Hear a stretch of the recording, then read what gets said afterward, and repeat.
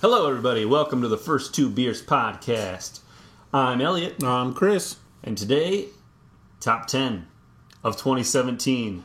End of the year. Our Super Bowl. Our Super Bowl. We always do this in late January to give us some time to catch up on the movies that we might have missed throughout 2017. We live in a smaller town, so not every movie comes out right away. I think we've mentioned this before. We live in the Footloose town. Yes, we do. We're not allowed to dance here. Remember when that preacher whipped me for dancing? I know. At least they let us see movies. Yeah. Thank the maker. Just not in a timely fashion, unfortunately. Before we get into the top 10, let's just address some of the movies that we might have missed this year that possibly had a chance to make the top 10. Of the 50 movies I saw this year, really, Lady Bird is one that I feel like might have slipped in if I'd saw it. I think I missed it when it came here, to be honest with you. I'll check it out when it comes out on the old Blu-ray. And getting all the Oscar nominations probably that helps. Too. I mean, Phantom Thread, too, I'm going to watch when it's on Blu-ray or on digital. Maybe I'll retcon my list, but I doubt it. Mm-hmm. Yeah, that's kind of what I have as well.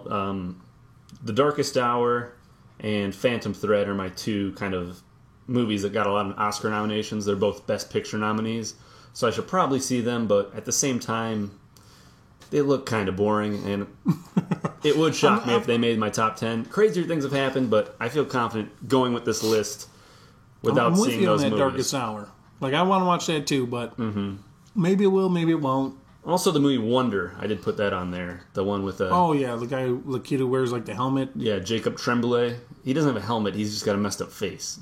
Anyway. But he wears, the spaceman helmet. Oh, yeah, he does. You're right. It's on the poster. That's correct, yeah. To hide his... messed up face. Yeah, exactly. So, my number 10 came out at the beginning of the year, and it held true. Oh, man. And that would be Split. Man, yeah, this one did not make the list, but I wanted it to. It was... So, when I was making this list, it was a real... I had to flip a coin between this and another movie to make the list, and it made number 10. I'm glad it did, so we can talk about it. Hopefully I have the other movie. The thing that kept it on the list when I was thinking about it was James McAvoy's acting with all those different personalities. Yeah, and he's a tour de force in that movie. Yeah, he is the best part of that movie. It's a good movie, and his acting really is what hammers it home for me.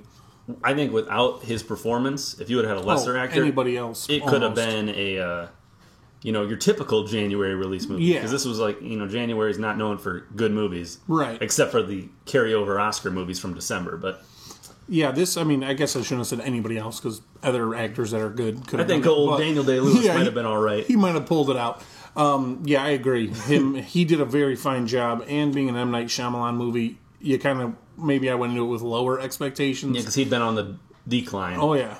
But he really did returned to form, I'd say. I know. And I was a big M. Night fan back in the day, too, so I'm happy to see him back in the game. And I mean, you never shut up about The Happening. It was like your favorite movie. Oh, I love Marky Mark in that movie. The plants, they're trying to kill people. They should, too. I still, to this day, I don't trust a fern.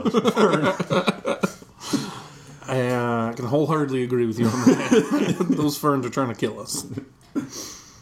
Yeah, I agree with you. And then also the big kind of reveal. Post-credits reveal, really. Spoilers, I guess, if you haven't seen it by now. This movie that's been out for over a year. That is tied into the Unbreakable world. Yeah, I like that. Kind of semi-spin-off sequel to Unbreakable, which is, I think, my favorite M. Night Shyamalan movie. Yeah.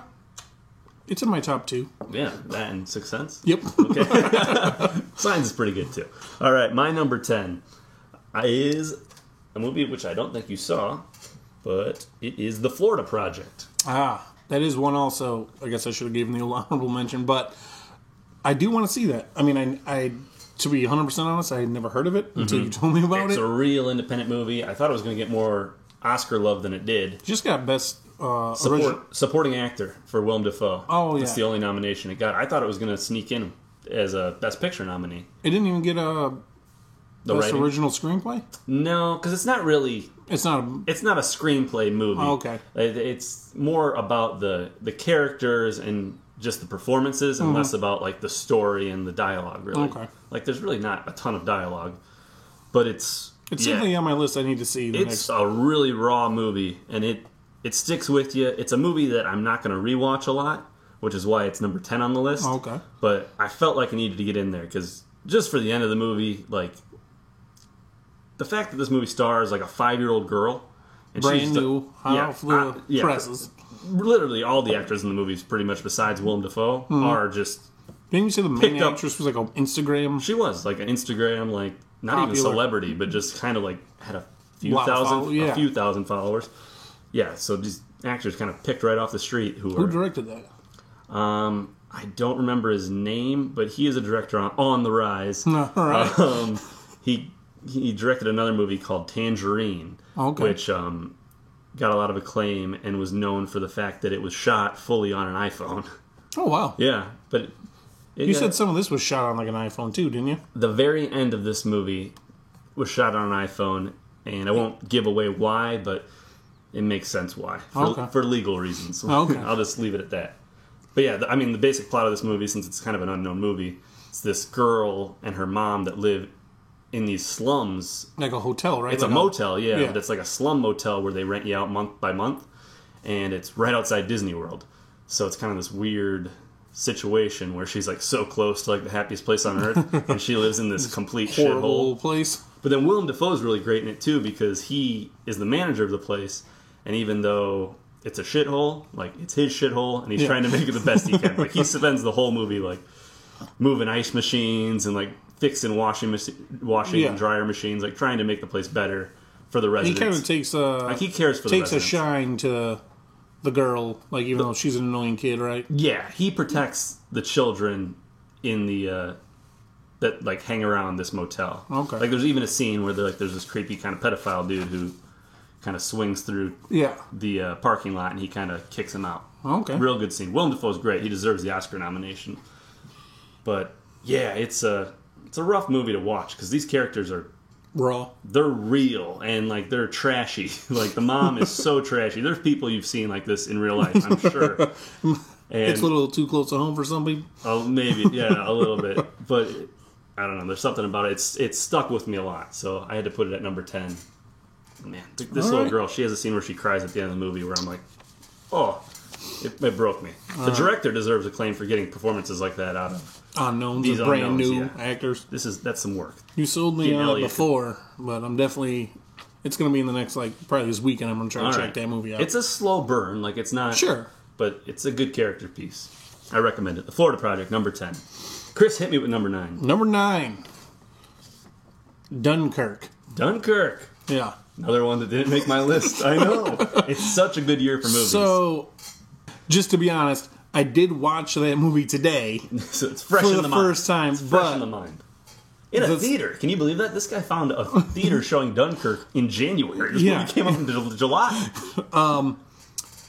The acting is good, but how it's shot and how it sounds is what made me like. It looks really cool and the it production looks design, good. Yeah, it's visually like there's a masterpiece. Kind of story wise, it's real thin on story. Like it's one. It's not Saving Private Ryan heavy, like by design though. Yeah, like, of what what the story about of the evacuation of Dunkirk with the British and French soldiers and the enemy closing in on them, having them surrounded.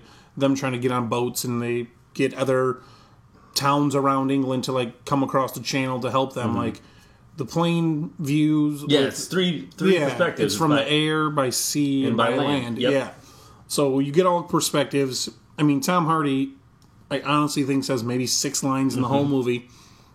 He's just flying around. Yeah, there's not a lot of talking. It's good, but it holds your attention the whole time. Oh yeah.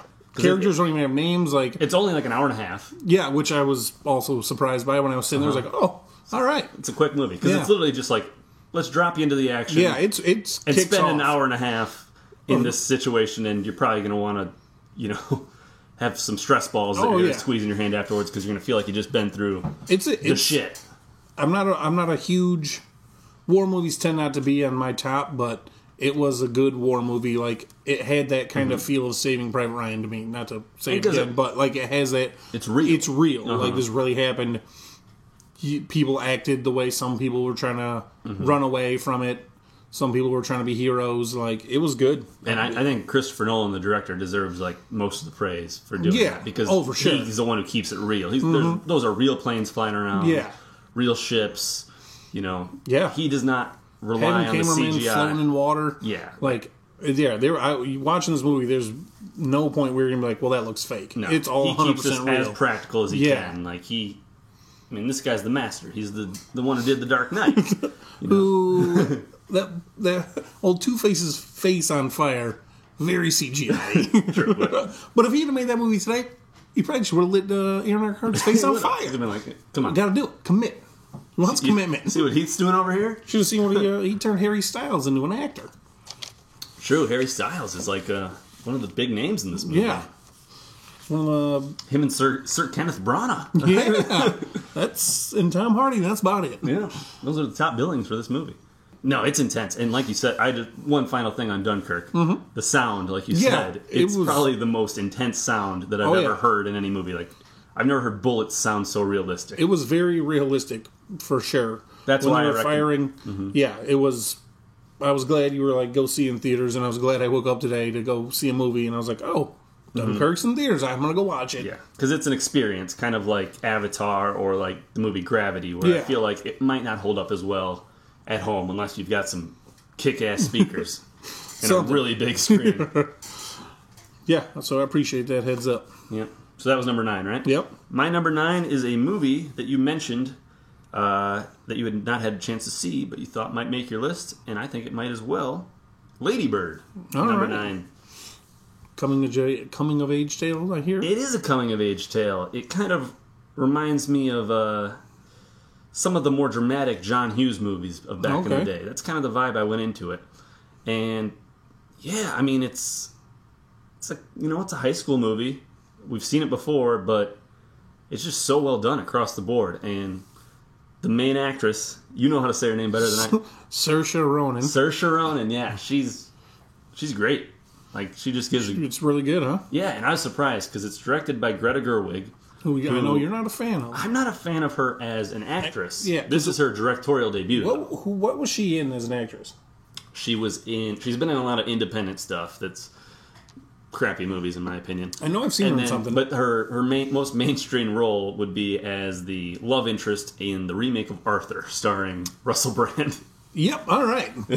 I liked her in that. I don't know. I've never been a fan of Greta Gerwig in the few things I've seen her in, but She can direct the hell out of a movie. and that's why I thought this might be a little bit too hipstery, I guess, of a movie, since she was the director and the writer, and it's basically almost a autobiography about her high school years. Okay. Because it takes place even in the early 2000s. Really? Yeah, which is another reason why I liked it, because I graduated in the mid 2000s from high school, so it was kind of a nice little time capsule of the a little era. Nostalgic for you to throw back. Yeah, but not too much of a throwback because it's only like But I mean, 10 years. Throwback to you being in high school or around then.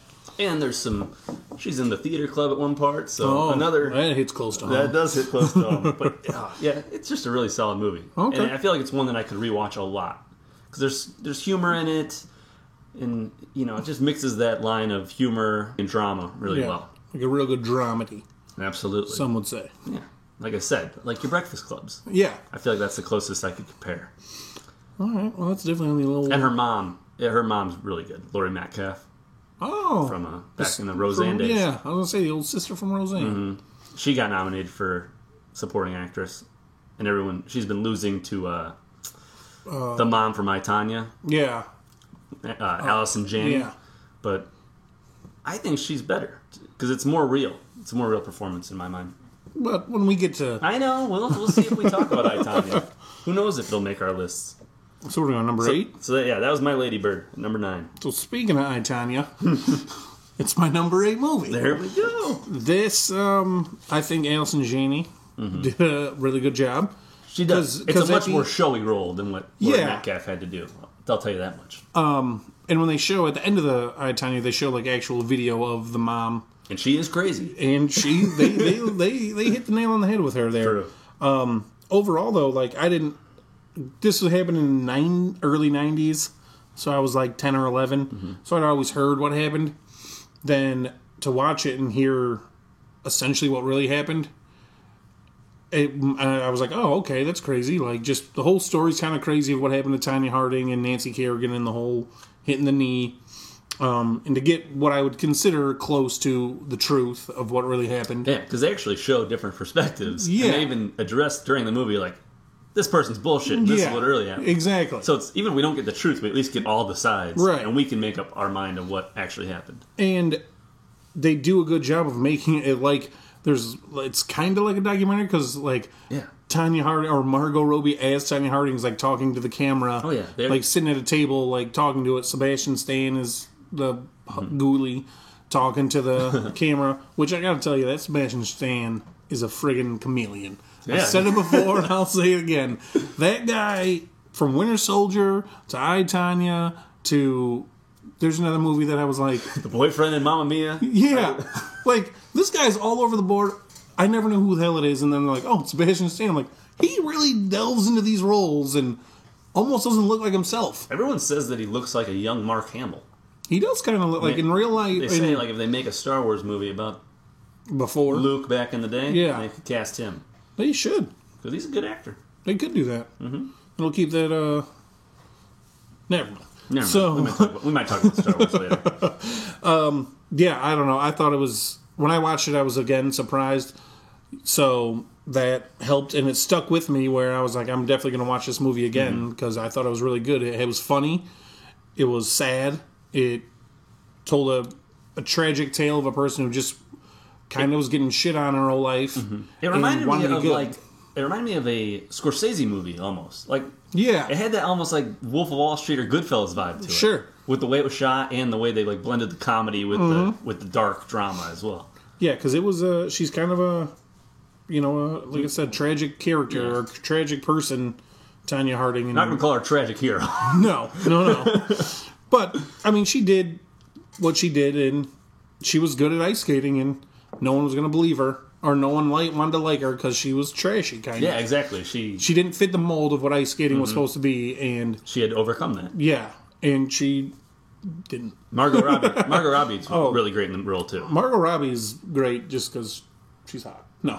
She does a really good job in this also. She definitely also disappears into her role. She does. And does a good job. I'm happy with your list so far, because that's a movie that I feel like I watched it and I liked it a lot. I didn't have the optimal viewing experience. I had to leave the room a few times. But this is a movie that we could revisit this list in 2 years, and this could easily maybe even be my top 5. Who knows? Yeah. Like, I did really like this movie. This was just a really good year. It was. When we were going through our list of what we've seen, Tough cuts. it was real hard. Mm-hmm. What's your number 8, Bud? Oh, okay. This is... I call you Bud now. Yeah, number 8. This is the one that I know you were not the biggest fan of, and you might be a little shocked that this made it number 8, and some of these other movies didn't. But it's Logan Lucky. Really? It made your top 10? It made my top 10 at number 8. It did. It didn't make my top 21. I'm sure it didn't. I know. You were not a fan of this movie. Sell me. My wife Sell me was on not a fan of this this movie. movie. I've seen this movie twice, and it just sticks with me. I don't know. It's something about that, the southern roots that they got going on there, and just the whole kind of caper storyline. And I love the actors. Ocean I'm a 7-Eleven. huge Adam Driver fan. I think Channing Tatum's doing some of the best work he's ever done in his career in this movie. Steven Soderbergh, the director, like... Loves him some... Yeah, he's like... Tatum. Like you said, he is the director of Ocean's 11. This is, like they say in the movie... Yeah. It's Ocean's 7-11. This is Hillbilly's Ocean's 11. And I don't know. It's another one where the blend of comedy and then just... I don't know. The heartfelt relationship between the dad and the daughter, that really hit me. There's a scene at the end where she's singing a song that I like that part a lot. That part, I don't know. I'm noticing a trend stuck here. with me. Being a parent, you really connect these movies with... That's the only father-daughter movie I've got so far. Yeah, but the Florida Project. Well, I'm not the trashy mom from Florida Project. Yeah. I'm not hooking on the street that you know of. Yeah, that to you pay the know bills. of. I thought it was okay. I don't know why. And you just really liked it, and I was like, it's all right. I might have oversold it. But then I saw it again. I saw it twice because I watched it with my wife. She also didn't like it, but I liked it even more the second time. So I'm like, what can I do? I like this movie. I'll watch it again tomorrow. Just anytime, I'll just throw it on. There's just something about the... I will say I really did like actually Adam Driver in it. Yeah. He was good. I mean, the acting was good. Just overall, I thought the movie was a little... I found the story fun, too. It was a little too... A little bit about NASCAR. I never really ever think about NASCAR. I'm not a big NASCAR fan, so kind of getting into that world a little bit. I don't know. He says wearing his Jimmy Johnson shirt. Weird role by Seth MacFarlane, I'll tell you that much. Oh, yeah.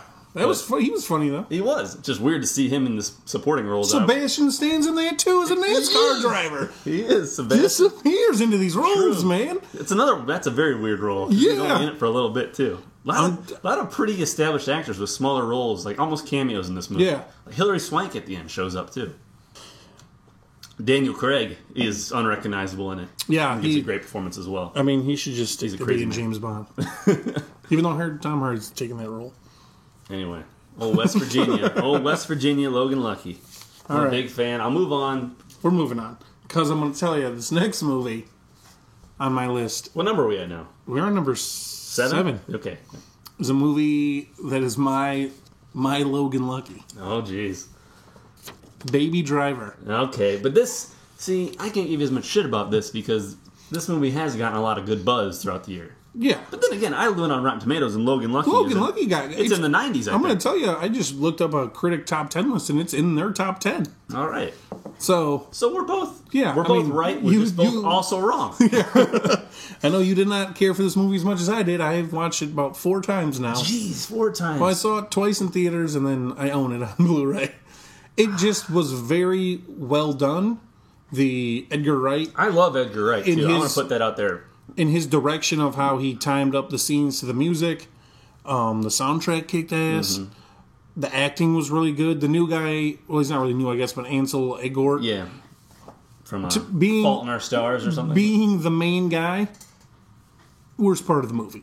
Oh, thank you. I was going to say, I thought you were going to, praise the guy. I was about to, be like, I 100% disagree. Yeah, no. I thought he was Blandy McBlanderson of from all of Blandtown. them, And his girlfriend, too. Yeah, they were the weakest part of this movie, but I really liked... So the two biggest parts of the movie were the weakest part. What a great movie. God forgive me, but Kevin Spacey did a good job in this movie.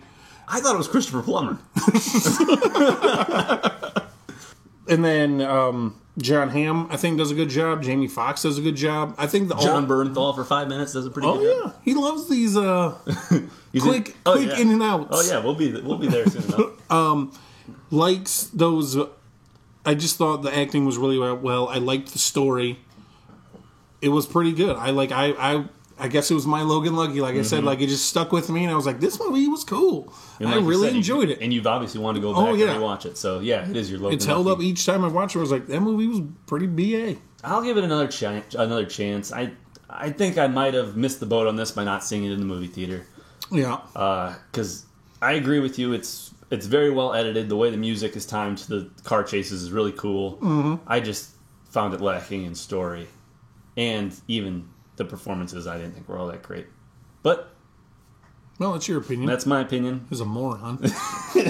As a fool. Yeah. That's my wrong opinion. Idiot. Anyway, all right. But yeah, Edgar Wright is the man. It's my least favorite of his movies by far, but I love, I don't know. I love me some Hot Fuzz. I love me some Shaun of the Dead. Yeah, I think, to be honest with you... And his editing has always been on point. At World's End, I think, might be my least favorite. Oh, no. The Cornetto trilogy is top 3. Really? And then we go down to Scott Pilgrim and then Baby Driver. I think. Really? I think. At World's End just didn't... We're not talking about World's End. No. We're trying to keep a pace here. All right, number 7 for you. Number 7. Skillet. Yeah, this one's a little bit off the beaten path, but I don't know, maybe you'll get behind it. This is the Netflix documentary Jim and Andy. Oh, that made your top 10. That made my top 10, and I have my reasons. I know you thought it was at least It was enjoyable. good. It was enjoyable. It was a good documentary. And I can understand you maybe thinking it wasn't top 10 good. Jim Carrey definitely went off the reservation on this one. Yeah, he did. It's the making of Man in the Moon, where Jim Carrey decided to stay in character as Andy Kaufman throughout the entire shoot of the movie. Yeah. Which was crazy. You always hear about actors doing this. Like Daniel Day-Lewis, they said, did it for Lincoln. Kirk Lazarus did it for Tropic Thunder. Obviously. But you never get to see it. And this is like actual cool behind-the-scenes footage of Jim Carrey being Andy Kaufman. Being an asshole. being Tony Clifton. Yeah. When that's when he goes real asshole. And yeah, I just found it so fascinating. And I think I've always been fascinated by Andy Kaufman and his story. I remember watching a ton of documentaries about him back when Man on the Moon was being released. Yeah. Because obviously they were promoting that movie, so like the A&E channel had all these like 1 hour Andy Kaufman things. And he was an interesting dude. He was an interesting dude, and then also being a kid from the 90s, like most kids from the 90s, Jim Carrey was like my favorite actor for a good decade. Yeah. So this was like a hybrid of two things that I found so fascinating. And yes, Jim Carrey is kind of crazy for doing this. Yes, he is an asshole to people, but in a weird way, I respect what he did. Like, I think it's cool it was, to go in that deep. That's real deep. The only, and it's not even an issue, just that he did it. It's not it was happened, so, but like how Jerry Lawler said, Jerry Lawler did not like Jim Carrey as Andy Kaufman in this movie. He says in it that him and Andy Kaufman were actually friends, and when the camera was on, he was an asshole toward him, and Jim Carrey was just, as Andy Kaufman, he played it as just, he was always an asshole to him, and he's like, no man, the cameras aren't on, like, you don't have to be this way. I think that was just the decision. Jim just went full bore. He did. But man, it's so entertaining and interesting to watch. I've watched this twice as well. And it's so fascinating to see him just go crazy. Emerge himself as... Yeah. Even like when his Andy Kaufman's parents come to the set. Oh my gosh. And he still acts as Andy Kaufman towards them. Yeah. And they have like there's a scene where the actor who plays Andy's dad goes into the makeup trailer. Oh yeah. And then they both stay in character and have like a fight. And then the makeup lady starts crying because she's like, it reminds me of my real dad. Yeah. I'm like, this is nuts. How did this footage stay hidden for so long? Well, the studio was like, they didn't want him releasing it because they didn't want Jim Carrey to look like an asshole. Yeah, they didn't want the $20 million man to be...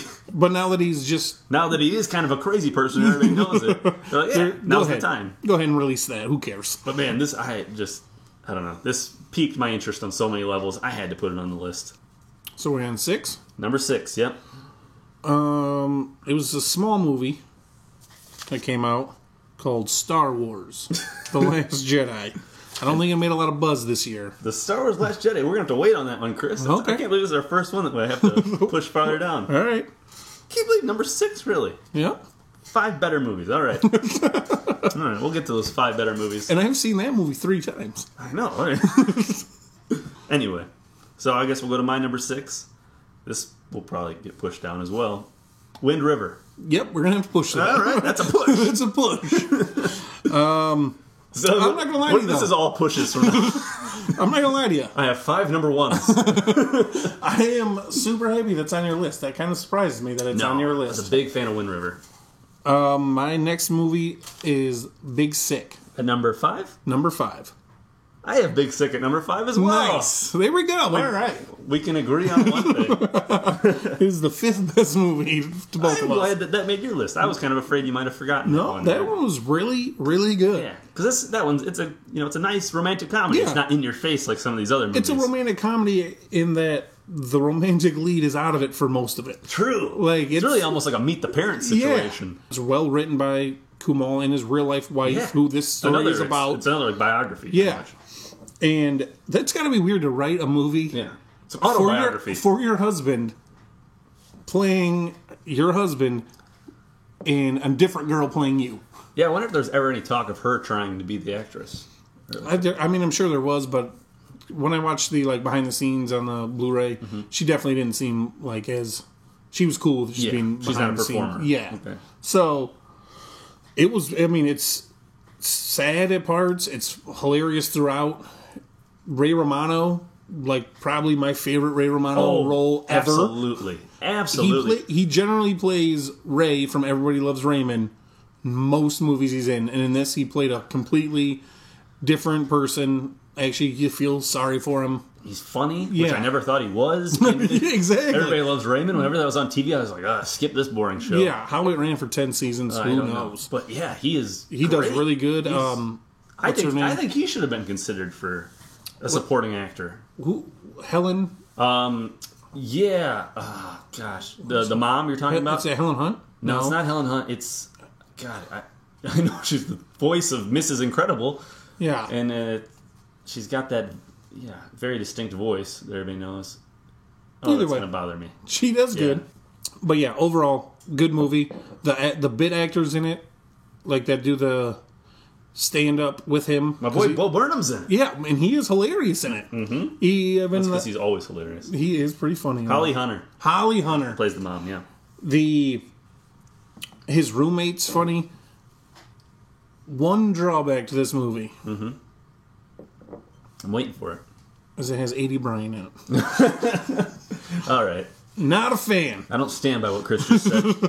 I think she's fine in the movie. I kind of forgot she was in it, so. She was horrible. No, it was overall. Yeah, it's definitely number 5. It's one I really want. I've only seen this once. I really want to rewatch it. yeah, it holds up. The 9/11 jokes, by far the best 9/11 joke that I've ever seen in a movie. And You want to talk about 9/11? Wait, you've never talked about 9/11? Yeah, it's good. Sorry if I ruined it for you. They say it way better and the delivery's better. that wasn't even the joke I was talking about. Which one are you talking about? It's like we lost 18 of our best guys that day. Listen, I'm a sucker for a good romantic comedy. They don't come along often. There's a lot of shit. Yeah. Katherine Heigl in it that is terrible. But occasionally you get your When Harry Met Sally's or your Love Actuallys or your Big Six. Yeah, it's good. Kumail Nanjiani, too. When this guy first came on the scene, I didn't really like him very much. Really? You didn't like him in Silicon Valley? I'd seen him on some things before that as like little bit roles. Yeah. And I was always like, this guy just comes across as kind of an asshole. Well, he sort of played. He was kind of typecast, I feel like, at first. As being the snarky dude. Yeah, but I think when he kind of Silicon Valley helped him get out more because it showed he played a different character than what he normally played. That trick worked on me because after a couple seasons of Silicon Valley, I was like, I can. He's funny. I love Kumail. Yeah, he's real funny. All right, another one that should have been nominated for Best Picture, I think. Yeah. Well, I mean, you got 10 spots. Mm-hmm. We got a screenplay nom, but fill up 10. Yeah, let's just be honest. Especially on a year like this when we're talking about there's all these good movies. Like, why is I, Tonya not in there? Why is the big? You had one spot to fill, and you didn't put I, Tonya, you didn't put The Big Sick, you didn't put Molly's Game. All these good movies did not make. Anyway. Yeah. I agree. We'll talk about our Oscar politics later. In our least listened to episode. So number 4. Mm-hmm. This movie rhymes with 4. Thor. Thor Ragnarok. Yeah, Thor Ragnarok. I know, I'm going to shock you. It didn't make my list. To be honest with you, it doesn't, but... Made my honorable mentions, for sure. When I went back and was going through my list, I just kept coming back to being like, man, that was really good. It's funny, which is... Oh, it's... compared to the other 2 Thor movies, it is head and shoulders above them. Oh, yeah. It's a good story, because it's got the whole... It's kind of like a Avengers-esque movie, because it's got Hulk in it. Yeah, you're adding some other Avengers into it. So, just overall good story. Jeff Goldblum's funny. The whole... what's his name? What's the actor's name that plays the Rock? Korg. Taika Waititi, the director, also plays the bit role of Korg, the Rock, who is monster dude.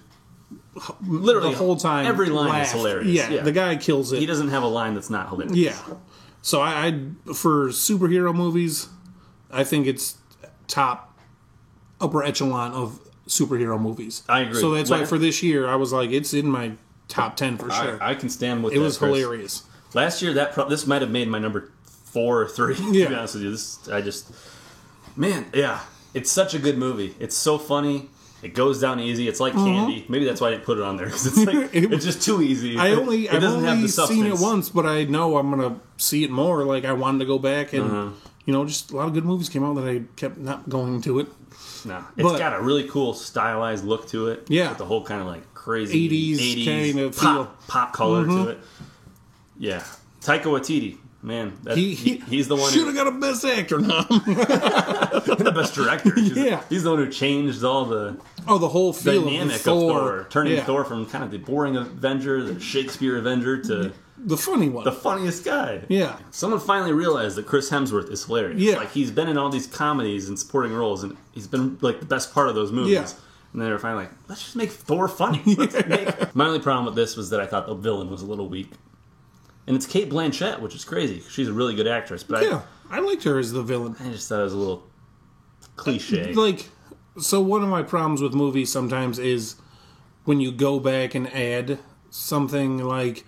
So we've never heard of this sister before or anything. And now in the third movie, they're like, oh, yeah, you guys got a sister. Secret long lost sister. Yeah, like that stuff usually in movies annoys the hell out of me, where I'm like, you're thinking movie to movie instead of overall. If you're going to make more of these. Yeah. I understood in Thor 1, but by Thor 2, you could drop a hint to be like, oh, what about this person? But I thought they did a good job. I thought she was kind of crazy in it. Like, I just know, like, every time they cut back to her, like, taking over Asgard, that was when I was like, all right, I could time my bathroom break to this scene.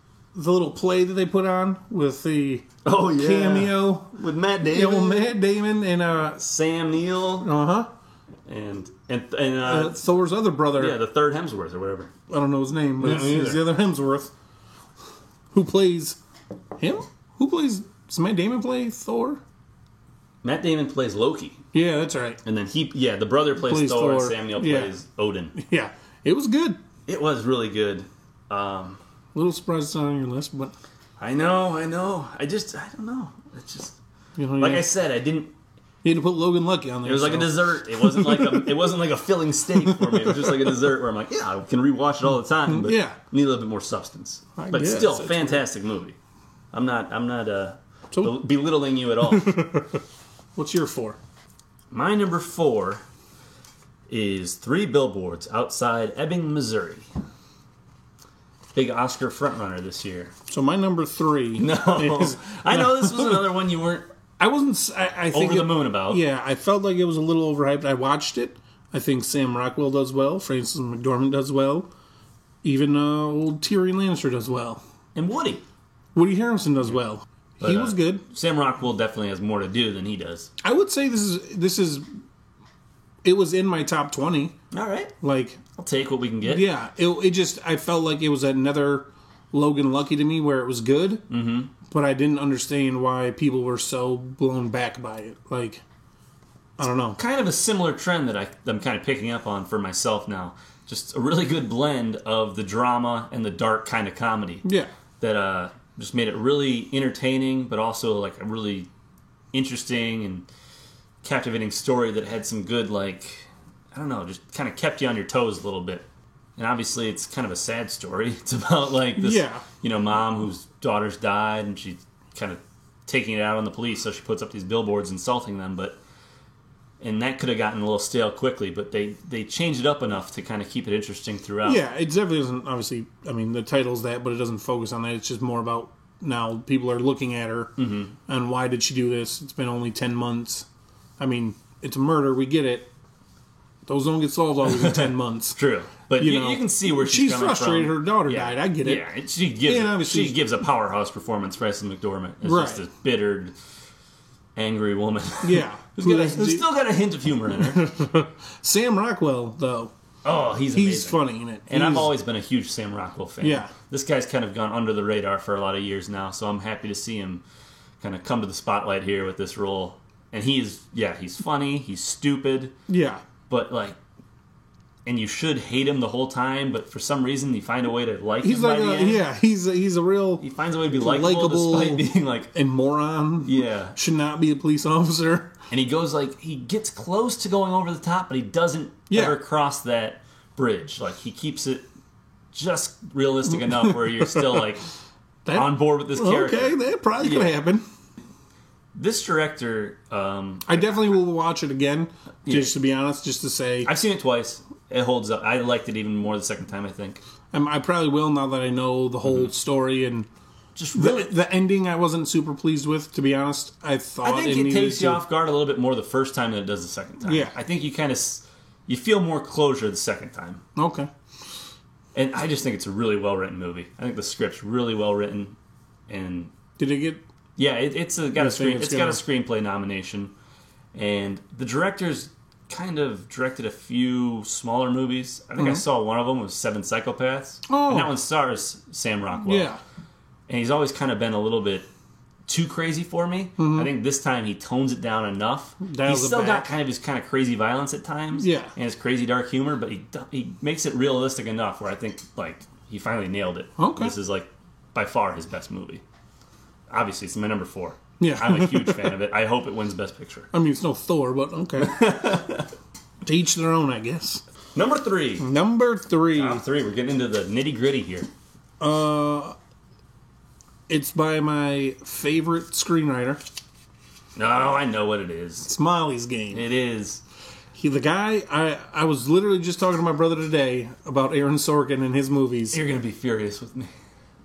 It's not on the list. Why isn't it on the list at all? I know. It's literally right there. Did you see it's it? Right there at 11. Did you see it? I'm staring at my honorable. It's my first honorable mention. It's right there at 11. Of course I saw it, and I gave it a 9 out of 10. I love this. It's great. But A 9 out of 10, and it's an honorable mention. So all these other movies Yes. are 10 out of 10. Or at least 9 out of 10. Or a tie. So it's obviously he writes my favorite movies. Like when I agree. went through it, his movies usually wind up in my top. Always, at yes, least. minimum. Usually they're the number one of the year. Usually, this it is really no different. It's in my number 3 favorite movie of the year. It's a good story. A Olympic skier, goes on to be host these underground poker games and Make millions of dollars yeah, with And these then multi-million-dollar games. I like the story that it's based on a true story, so you get some like people who really did stuff, and how They he changed told the names though. Yeah, But How- if you dig a little bit on the internet, you can You find can out find pretty who's easy. who. You can find out pretty easily. how they. So in the movie, she had already written this book that this movie's based on. Yeah, the book's called Molly's Game. Yeah, but how they shot it was her story of her now being arrested after her book came out, and her having to go to trial and getting a lawyer, Idris Elba, who I honestly felt like should have got a Best Supporting I Actor wasn't now. over the moon about He Idris. was. That's I love me some Idris Elba. I do too. And I but thought his monologue where he's talking to the people and interrogating her, and he says everything that he has and everything she's done and why is she even in there. Like I thought he killed that speech. I agree. I kind of forgot about it till this moment. But, yeah, I mean it's Aaron Sorkin. His dialogue is Yeah, always it's always good. phenomenal. The guy knows how to write. The guy has never written a not great movie. Yeah. Not even good, but literally they're all like great. Some of them are literally masterpieces. Social His Network, I first think, is a movie. movie of the 2000s. I think it might be the best movie literally since the year 2000. It could be. That's At least one that talks about this century. What the world's about now. Uh-huh. I mean, his first movie he wrote, A And Few Good Moneyball. Men, is in my top 3 favorite Aaron Sorkin movies. Like he hit Yeah. it out of the park on movie 1. Mm-hmm. And now that he's directing, he did I a really great feel job. like I should watch Westworld. I was honestly thinking that too. I should probably hammer out 286 episodes. Yeah, I mean, if I like I don't his- think he wrote them all. No, But- I know the first 3 seasons or so, he's very heavily involved. yeah. And I know some people aren't a fan of that, Aaron Sorkin, because they think like all of his characters just sound the same because they all can talk in such snappy dialogue. I love it. I mean, but it stands out. People have that problem with Quentin Tarantino where Yeah, it's the same thing. no one really talks like that. It's like that's why it's a but movie. I'm watching a movie. Yeah. Well, I want hey. to watch real life. I just walk around with a camcorder and be bored to death. And be like, wow, people should learn how to talk. Like us sometimes. I don't want to insult Molly's Game. I thought it was great. It's kind of long though. It's a little too long. You think It's they my could only have trimmed probably 10 minutes? I think you could have trimmed about 10, 15 minutes out of it, and I think it would have been a little bit better. Number 3, It. It was in. It's not. It made your top 20, probably, right? It did. Okay, good. It definitely made my top 20. And the reason it made my top 20, not a horror movie fan, Uh-huh. not I agree. not for the like most part. clowns. So I was, and the original when I was a kid scared the absolute shit out of me. And I was like, I don't know about this one, but when I went into it, the kids in it, there was humor. I thought it was, It's a coming-of-age story. yeah, Disguised as a horror movie, really. yeah, pretty much. Like I thought it was good. I can totally see. I mean, I think that's a little high, but Yeah. I definitely can see why you would be like, yeah, it's. I've seen it multiple times. I just think Oh it's yeah, gonna, I've only seen it the once. I think it's going to stand up for years to come. I think this is going to be your go-to like Halloween movie to watch because it's creepy. It's creepy, but it's also like you said, so entertaining and funny. The kids are like real kids. They swear. It's R-rated. It looks great. The cinematography is great. The directing and it is scary, but it's not like it's different than like your typical horror It's movie. not like a jump out and scare you. Or like try to be overly gory or anything Yeah, like no, that. it's none of that. It's a little more psychologically scary, And it's more about atmosphere. Yeah. I like the atmosphere of this whole movie, and I think that's why it's so high on the list. Like, it's something I want to keep going back to. I like the feeling of watching it. Of it. I can't. I'm not even going to yell at you for that. It's a good movie, especially a clown movie. I don't even think about it as that. But I think of it as creepy. literally like a kid, like a Stand By Me. First of all, Yeah. and then with this kind of clown. It's like almost like they were written by the same person. Yeah, exactly. Well, Stephen King. He just put that clown in there. Yeah, you really like that Drury Maine setting. Exactly. But no, it was good. I can't fault you for that. It's another one that could have been awful. The casting was huge for this. The fact that they get those kids to be so realistic and likable and natural. It was funny to see the and kid. Not like stupid, like corny kid actors. Oh yeah, the kid from Stranger Things, who's a little more of the straight laced kid on Stranger Things. Yeah, is the like comedian in this one. Yeah. Mm-hmm. And not just a good horror movie. Like, Yeah. It's a good, solid movie. It, number 3. Chris, number 2. My number 2, Wind River. All right. I think we have the same number 1. Don't worry about it yet. Don't worry about it yet. Don't worry. So, yeah, my number 2, Wind River. A movie, this is a small independent movie that you told me about, and to be completely honest, I'd never heard of. No, and I watched it late in the game, too. I watched it once it had been released on Blu-ray and digital download. Like, I missed it. Came out in the summer. Yeah. It got buried with all the crap that came out during the summer. To be honest with you, I don't even think it came here. No, it did. It was in theaters. Here? I didn't even see a trailer for this movie. And it got a full release. But I'm telling you, this came out, I think, in like July. So it was buried by the War of the Apes and Dunkirks and all those big budget movies. But it was always like, if you would have gone to the Showplace 16, listing on Fandango, it would have been on there. It would have been there at the very end with like 3 showtimes. But it was there for like 3 weeks at least. Talk about a movie that sticks with you. Mm-hmm. I watched this movie and immediately loved it. Oh, yeah. Like, I was like, that movie is phenomenal, in my opinion. It has humor, but not a lot of humor. Way less than some of these other movies. Oh, way less. This is much more of a drama. To be honest with you, shouldn't be the first thing I mentioned, but I just... it's a dramatic movie, very... This is The Big Sick. No. It's sad. Jeremy Renner kicks ass in it. Oh, yeah. I mean, there's parts... It makes you freezing. Oh, yeah. Just talking about... winter. Like, it's in the winter in Wyoming. Yeah. This girl gets attacked, and Jeremy Renner is like he works for the hunting games. Yeah. He's like works for like the park. Yeah, the park people. Yeah. He looks for like wild animals and stuff, and finds this dead body and has to investigate. The FBI gets called in, and it's Elizabeth Olsen. And he finds himself like becoming a part of the investigation. Yeah, because he knows how to track and stuff. So she asks. He knows these parts. Yeah. And they wind up working together and figuring out what happened to this girl, and it's a sad movie, but it has a satisfying ending. It does, and if you like that kind of like, I know this isn't a true story, but like that kind of true crime type movie, or because it does real good job of this could have happened, and they make a point of saying they don't even have statistics for how many American natives go missing throughout the year. They don't even keep track of that. There's definitely a point to this, yeah, and it's definitely, you'll feel for it. Like, you'll feel for the dad, you'll feel for Jeremy Renner. Yeah, Jeremy Renner. Like, it hits probably close, his best performance. It hit close to home for his character in that. Mm-hmm. So I mean, there's a lot to it, and another father-daughter thing. Yeah, yeah.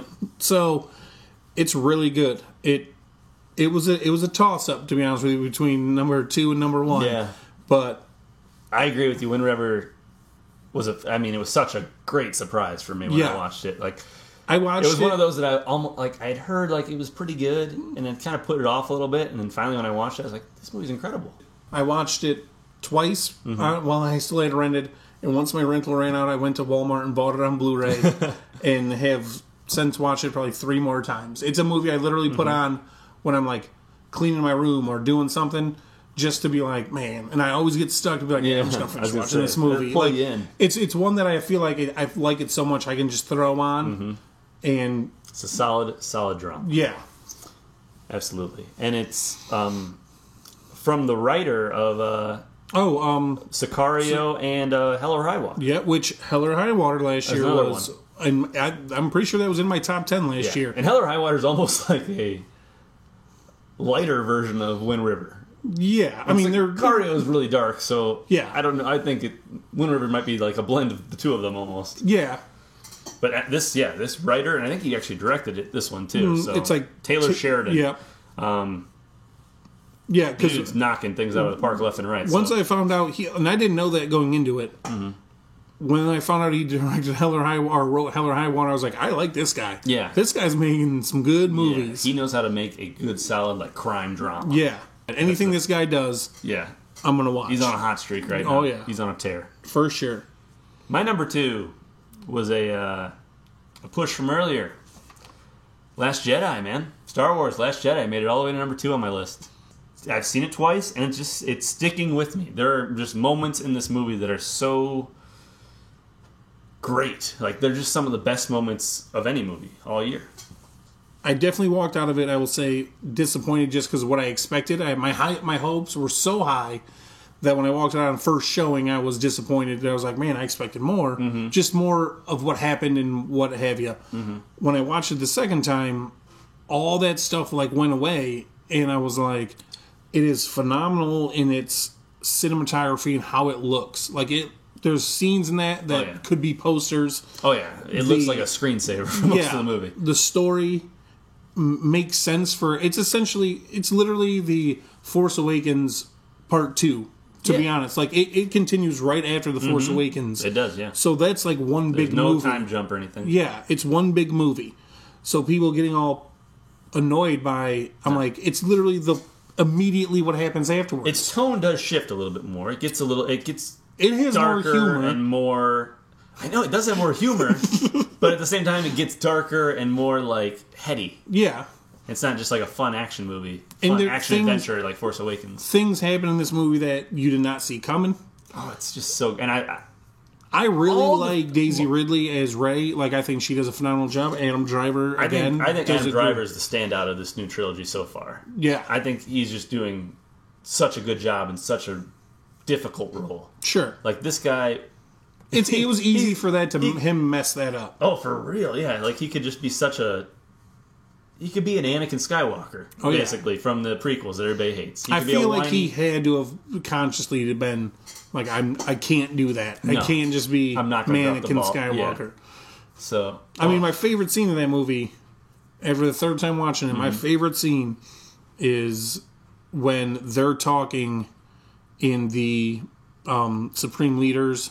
Yeah, and Snoke's. In, like, the stuff's burning them around him. I don't want to give spoilers because maybe people haven't seen it. But when he pretty much tells her the truth of, like, her background and just how he, like, hits the nail on the head and is like, you're nothing. Yeah. You know what I mean? Like, that whole part, I was like, man, every time I'm like, I get you're maybe hitting a little too on the nose for some people, but he's doing it specifically for that reason. I feel like they wrote it that way. They wrote it to be like, look, this is the shift of the Star Wars universe now. This is what we're doing. I really hope JJ doesn't change the direction. Keep the path. Yeah. Don't go to fanfare. And no. I mean, that's what Justice League did, and there's a reason that's not on either of our top 10s this year. Yeah. Because all it did was try to, sometimes when you appease the fans. Yeah, if you try to course correct by appeasing the fans, you just make things worse sometimes. Oh, yeah. Just stick with what you're doing. Yeah. Hammer it home, JJ. Go with your gut, man. Because, my problem with this movie is, like, not even a problem that all these crazy Star Wars fans are having for some reason. Mine is just that I thought it, could have trimmed down some of the Finn and Rose adventure. Like, a little bit of that. Like, that's you just didn't like the flappy ears or whatever those horses were called. I didn't like those horse racing things. I thought their CGI looked dumb. He got nominated for best... visual effects for that. Well, it deserves it because the space scenes are incredible and the special effects are great, minus those freaking little those little horses. It should have just been the what was the thing from Hoth that Luke rode? Oh, the Tauntaun? It should have been a Tauntaun. There should have been Tauntaun races. It would have been Tauntaun races. Perfect movie. Would have leapfrogged and then number 1 instead of number 2. Because of that, it has to stick at number 2 because it has flaws. My number 1 does not have any flaws, in my opinion. My number 1 is a masterpiece. We will see. It took 2 times to see it. I know. For me to be like, I like that, though. I really like it. That's why I think I like it, because the more you watch it, the more I think you like it, because there's so much to digest. By the third time, I was like, this is a total Star Wars movie. Like, it fits in. I had rewatched all 7 movies before it, before I saw it the first time, and when I saw it the third time, I was like, it totally goes with everything. Like, it fits in fine. And it's just so smart, and I think it's doing things that are a lot smarter than what The Force Awakens did. Mm-hmm. And I loved Force Awakens, but what it's doing is it's finding a way to... I really feel like number 9 is like going to be a real conclusion to all 3 of these trilogies. Yeah.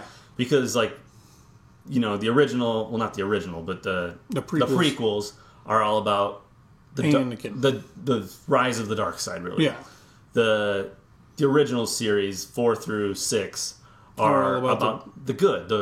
Return of the Jedi. They're back. Return of the good. And now this is just about both. It's about the whole balance. The balance whole of the movie of The Last Jedi is about balance. Yes. It's about there's finding a way to good make... and bad and everything. Exactly. So that's kind of how I hope they go with that for 9. I feel like a lot of people miss that. It's got so much in there to discuss. And that's why it's stuck in my head so much where I'm like, I have to put this in number 2. Like, this movie's got so much meat in it. I'm nervous with all this backlash, which I don't think it's real backlash. I think it's backlash from, like, the super, super crazy Star Wars fans. Yeah. I think if you talk to most people, like most of your just normal people that went and saw this movie, I think they really loved it. Yeah. My wife, who isn't a big Star Wars fan, but she loved Force Awakens, she really liked Rogue One, and she loved this movie. Yeah. There's people out there, one of my bosses... She doesn't know what the hell a tauntaun is. So they should have been racing. Yeah. And she loved those little horse things. One of my bosses went into it and hated it. Came back from watching it, absolutely hated it. And just focused on, honestly, the negative of like, oh, well, did this still happen in it? Yeah.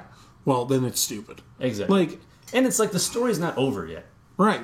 And you should be happy that they're taking chances. Spoilers for the next 1 minute. Skip ahead a minute if you don't want to hear spoilers. But like the fact that they can kill Snoke, that's ballsy. That's good. In the middle... Do you want another, like, all right, we got an Emperor, and then let's kill him in the third one? Yeah. Like, no, let's change it up. They shifted how the whole thing, like you said before, like it feels like it's coming to a conclusion. Mm-hmm. To kill Supreme Leader Snoke when they did in that movie... 2/3 of the way through. Yeah.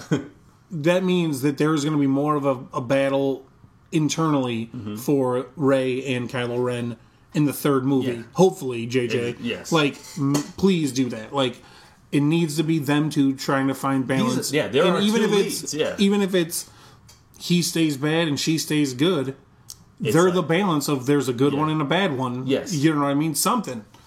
You have to get to the point that there's balance in the Force, and it took 2 people. And that wasn't ever going to be Anakin. It was never going to be Luke. It had to take 2 people to bring balance. He wasn't going to have a last name Skywalker. It was going to be Solo. He had a little bit of Skywalker in him, but it wasn't full. God forbid it's not a Skywalker. When Luke died, like... Same thing. Like a lot of people were upset. And I'm like... That's my boss was like, did Luke still die in it? Yeah. Who cares? He did his job. Yeah. He... bamboozled the First Order. Like he is a myth. He is now a legend. He fulfilled his powers, becoming a legend throughout the galaxy, and that's why that final scene shows those kids literally reliving the story with their stick figures, being like, "I'm Luke Skywalker," and I basically screwed all the entire First Order. Yeah, and now these people get to escape, and they get to continue the fight. Yeah, fulfill his legend. It annoys me when people talk about the negative about it because I don't feel like they understood the movie. No, I don't think so either. They want if you wanted the Phantom Menace again or Attack of the Clones, because that's what I feel like you wanted. Because Empire was dark, and I promise. Same with this. I promise this will be our last point before we get into number 1 because we can't help it. We talk about Star Wars. We could do it for hours. But my final thing is like you were saying about people you don't think are understanding it.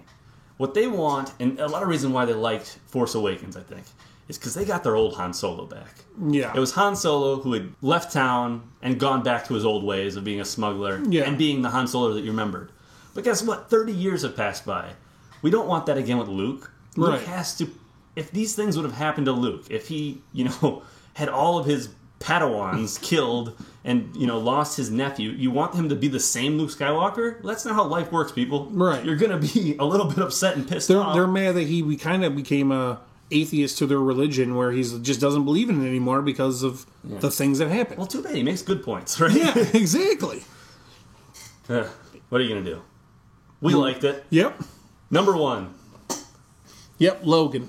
Number 1. What's Yes. yours? Yeah, mine's Logan. Mine's Logan. We're going to wrap this up pretty quick because we literally have an old episode where we talk about Logan for a good half an hour, I think. Yeah, probably. So if you want our real thoughts on Logan, I think I called it a comic book masterpiece. It's literally shoulder to shoulder with Dark Knight in my mind. I think it's a more emotional movie than Dark Knight. It's not even by far. It's not even a comic book movie, to be honest. Like, it is, but it's so much deeper In the same than way that Dark Knight's not a comic book Yeah. movie. You do not have to care. You could never see a comic book movie and go to this movie and still love it. It's a drama. It is a drama. It's thrilling. Great acting. The whole thing. Yeah. It's emotional. It is a 10 out of 10. And for me, it's appropriate. Number 1, another father-daughter movie. Yeah. It is good. It's damn good. And I can't pick out a scene where I'm like, yeah, I'd get rid of that. Like with, number 2, Last Jedi, I told you to get rid of my horses, trim that down a little bit. I don't see any fat in this movie. Like, this is... No, it's as close to perfection as you can get. I was the thing that made me the happiest. It would have been better if it was like Best Picture. Of course, it wasn't going to get that. No. But it definitely got nominated for an Oscar. At least it's an Academy Award nominated film. Yeah, which... And for screenplay, which is appropriate because it's a smart story. Yeah. And it's an original story. Like for Hugh Jackman to play Wolverine, Logan, for the umpteenth time, whatever the number is. Like, this is the first time he's got to do it. Like, this is him showing his acting ability, not just being a crazy comic book character. And we don't just love it because it's R-rated and there's blood and guts and swearing. No. It's better because there's those things. Yeah. It made it more realistic. Yes.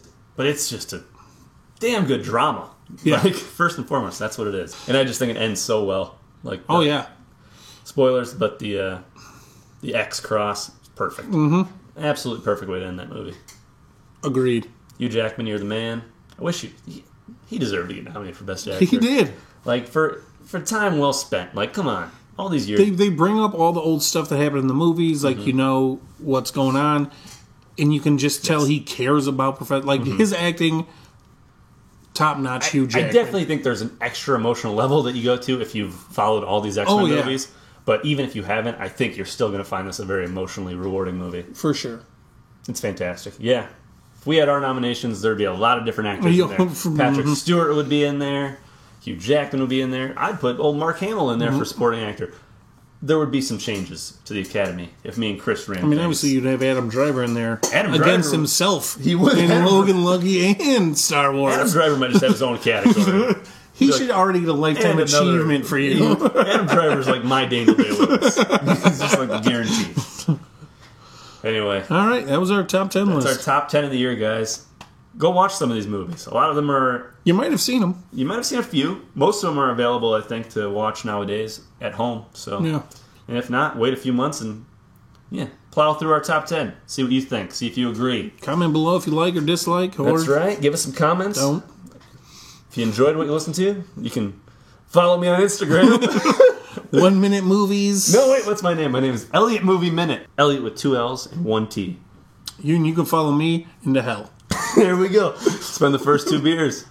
Peace. Peace.